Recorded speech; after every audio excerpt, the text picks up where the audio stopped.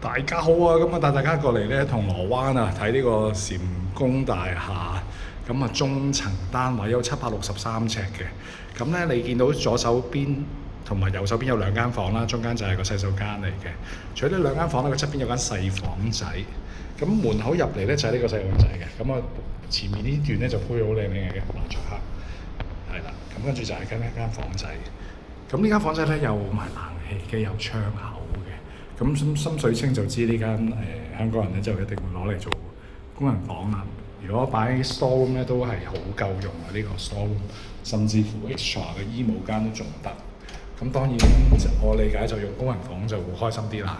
咁咧佢呢度咧就L 位單邊係啦，兩邊都係尾房嚟嘅。咁啊入咗第一間房先，咁呢度都差唔多成100尺啊，接近。咁啊有分體冷氣，咁啊一邊窗嘅啫。咁啊側邊做咗衣櫃啦，咁床可以擺中間呢個位。咁呢邊咧仲可以擺書台或者化妝間，加多個衣櫃都仲得。係啦，咁啊成100尺房就好大啦。咁側邊就係洗手間嚟嘅，咁啊有埋浴缸、名廁嚟嘅，係啦。咁啊洗手盤啦、鏡位啦。咁當然相信係會，如果自用有機會係再裝修啦。如果就咁租翻出去咧，上手租客咧租緊差唔多29,000蚊嘅呢度。咁呢間房第二間房啦 ，OK， 咁就兩邊窗，咁望出去咧就係銅鑼灣啦，係啦 ，IT 就喺你前面，咁啊左邊就係 Nike， 係啦，你呢邊咧就係另一邊窗。咁啊望到山景嘅 ，OK。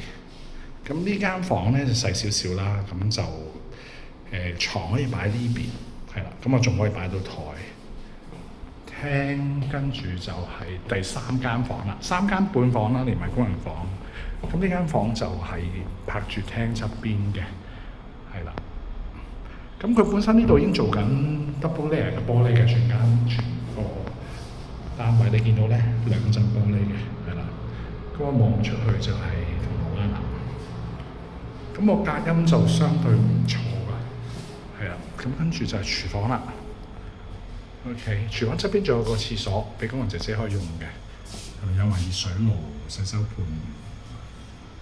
咁就都係名廁嚟嘅，係啦。咁呢邊就有抽油煙機、明火、煮食爐、星盤、洗衣機。咁呢個廚房我都真係唔細嘅，即係好夠用，有兩邊可以擺埋洗衣機，係啦，咁樣樣。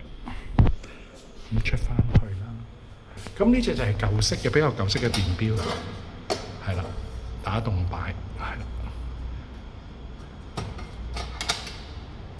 咁呢個單位大致上就係咁啦。而家業主咧就開價930萬，咁啊應該有誠意咧，應該仲可以傾下嘅。